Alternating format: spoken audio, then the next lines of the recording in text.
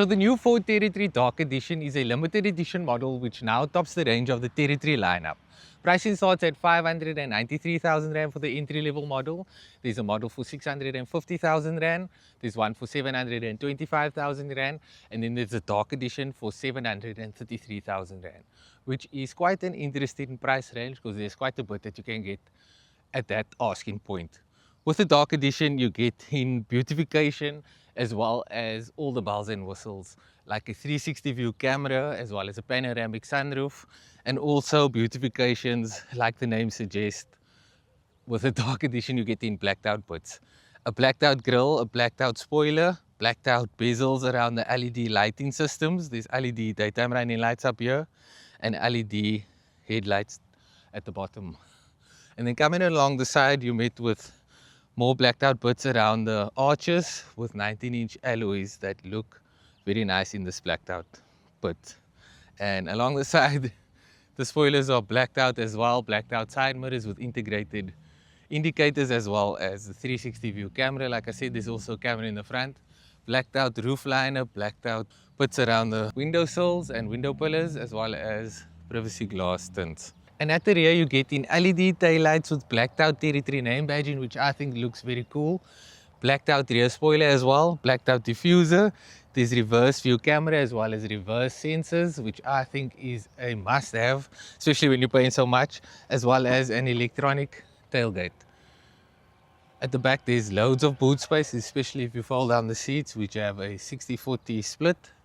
And then at the back, you also get a nice spare tire.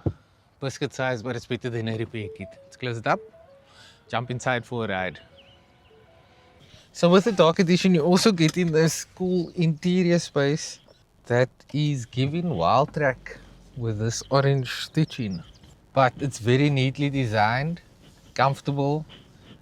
It's electronically operated, these seats, but I do wish that you got heated seats with this at that price point.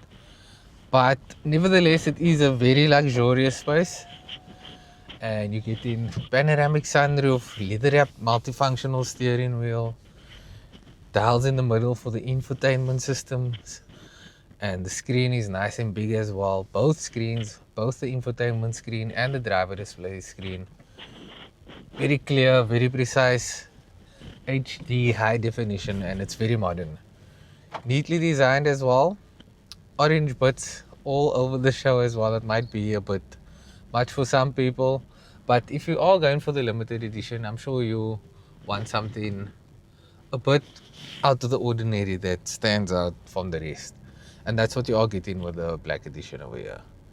Automatic climate control, there's an automatic handbrake with automatic hold, there's parking assistance, there's lane keep and adaptive cruise control assistance on the leather wrapped multifunctional steering wheel. It's easy to trigger and it works quite well.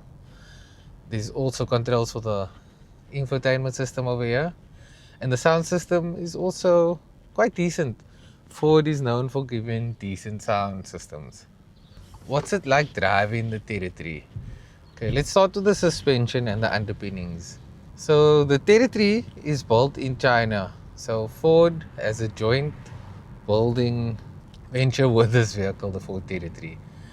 So you're getting a solid and up-to-date modern Chinese underpinnings, which is very stable because these vehicles are known to be powered with electrified bits, so it has to be more stable and more capable of handling more power. So solid underpinnings, and the suspension is also well tuned. McPherson struts in the front and a multi-link setup in the rear, which is tuned very nicely and it handles really well. I like it. The build quality on the inside is very nice as well. There are some plastic bits and it does feel a bit plasticky, but it looks very nice and it's neatly designed.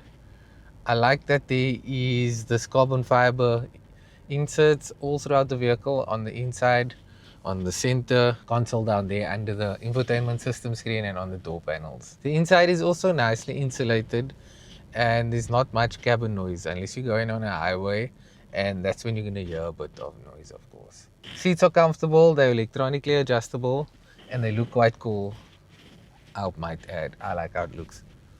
The power delivery from the 1.8 litre turbo petrol EcoBoost engine is sufficient. It's nice shove, especially with the 7-speed dual clutch transmission that it's paired up with. Very nice job. I do wish that the throttle calibration could be mapped out a bit better. There is a bit of a delay and the brakes is a bit sharp. That is very off-putting.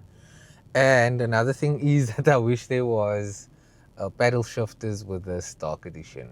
It would make that 733,000 asking price a bit more, make a bit more sense, and you'd get more with it.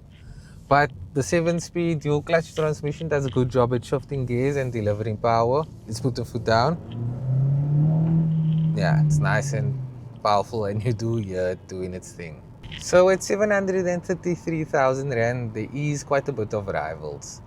There's the Tiguan from VW, there's the Sportage from Kia, there's also Chinese rivals like the Val H6, there's the Jayco J7, and then the Chery Tiggo 7 as well. Then there's other variant models that will have diesel powered engines, which is what I would look at. So with the dark edition, you get in all the bells and whistles and all the safety features and all those goody gads like lane keep assist, adaptive cruise control, front collision warning, rear traffic alert, as well as a 360 view camera with parking sensors in the front and the rear. Another thing that you have to take into consideration is that I've been averaging 10 liters per 100 kilometers over my week-long testing period, and Ford claims a 7 liter per 100 kilometer fuel economy.